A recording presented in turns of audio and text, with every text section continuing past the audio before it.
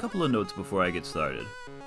Number one, this is not just entirely clickbait or satire.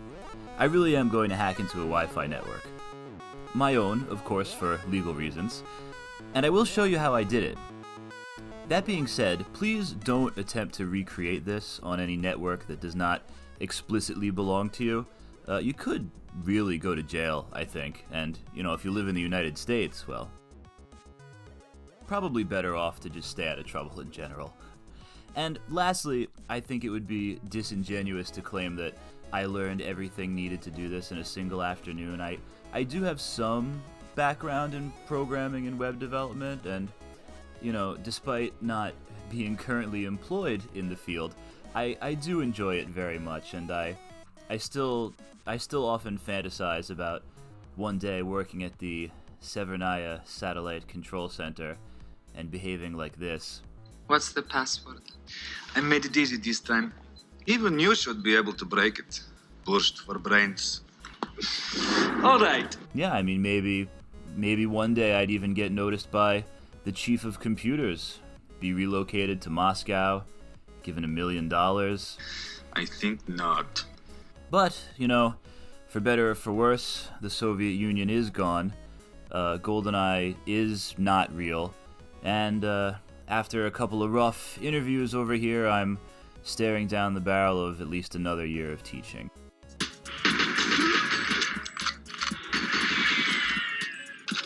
Not that I don't like teaching, but, I want to be a programmer, man. So until then, a boy can dream. Anywho, that's the why. Let's talk about the how.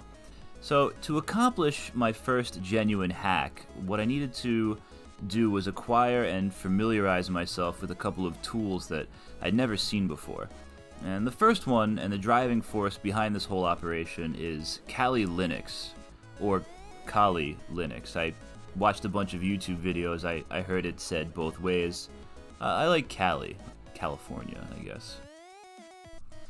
Anyway, it's an operating system designed really specifically for this sort of thing. The problem is, I have a MacBook. So what do? Well, it turns out, not a whole lot, really. There's something called VirtualBox, which lets you run other virtual machines alongside whatever you already have. Meaning, like, you can put Windows on your Mac, which is something I wanted to do for a while now because I've been wanting to play old Windows games like Sanitarium, the 1998 psychological horror, which is really just one of the weirdest and coolest things that I proudly played myself at 8 years old. Once you're inside, everything turns bad. But instead of making a Windows virtual machine today, we're just going to make a Kali Linux virtual machine. And there it is. So, a couple of YouTube tutorials, and I was up and running. Now, the first thing I did in here was change the host name to a David Bowie reference. Because I figure if I am going to be a hacker, I want to be associated with some kind of signature, right? That, like, copycats could use after I'm dead. And people would be like, whoa, is he still out there hacking? Or before I'm dead, I guess, too, right? Before I'm dead, and then people would be like, who's the real one? Like Dread Pirate Roberts. Like, I'm not him, it was somebody else, maybe it wasn't me. I could have some plausible deniability there. Also, Doc Hammer and Kojima love David Bowie references, too, I mean. Can you hear me, Major Tom? Can you hear me? They're great. So, next came the first real snag, which was the fact that I needed an actual external Wi-Fi adapter, which I've never used before, and of course the ones that are recommended are not in Japan. So to find one, I set off a little less than an hour to Akihabara, which is the Tokyo neighborhood that's actually kind of famous literally for obscure electronics. And also this. It's hard to overlook the very creepy fact that an adult man has paid for the company of an attractive schoolgirl. And once there, thanks to the efforts of some random blog I found, I was able to confirm that this thing contained the hardware and chipset that I needed to hack Wi-Fi. And it was only $20. So I was now armed and dangerous. and in no time at all, spotted my target, a Wi-Fi access point with a reference to David Bowie. It was time to attack. Now, I'll keep the technical stuff to a minimum and refer you to actual tutorials in the description if this is something you want to try and do yourself, but as a quick overview, it basically went like this. What I needed to do first was position myself in the middle of the aptly named handshake that takes place between the client and access point when they agree to share information going forward.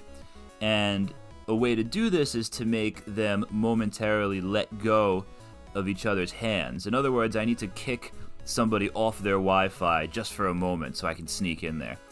And I can do this by firing these de-authentication attacks, which looked like it said death attack the first time I read it, and it was, now I think they're like death attack. It sounds so much cooler. But these de-authentication attacks should be able to knock the client device offline momentarily. And when it does, I'll be there to capture the secret handshake when it takes place again. And I've done it. But we're not in yet. I still need to crack the password. And now, so this next and final step you may find either to be anticlimactic or mildly interesting once the simplicity of it is revealed, but all we're really going to do in essence is try a bunch of different passwords, about 14 million of them to be exact. There are these different things called word lists, these password lists that are out there in the world on the internet, and Kali Linux comes with one word list in particular called rockyou.txt, which was stolen from a company that stored 14 million commonly used passwords in plain text.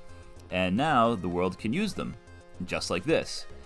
And this is a brute force attack. And if you, or in this case me, used any of the 14 million passwords in this word list, like perhaps a David Bowie reference, then I or anyone else who watches a YouTube video on how to do this can break into your stuff in a couple of minutes.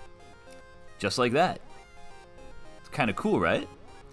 So, yeah, that's really all there is to it. And again, I'll leave links to the actual tutorials that I used and everything in the description if you do want to try it yourself.